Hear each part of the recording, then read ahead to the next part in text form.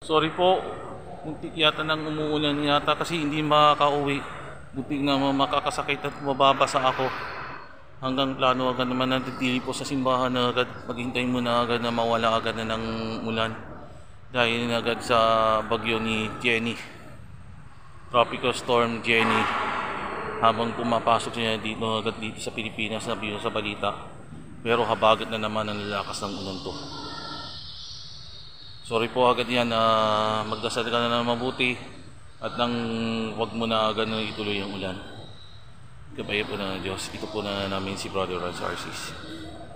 To God loves us. To God loves me. To God we praise who never hates. He came to loves me. Pagpalain nawa ng Diyos. Salamat po sa iyong panoorin. Ciao!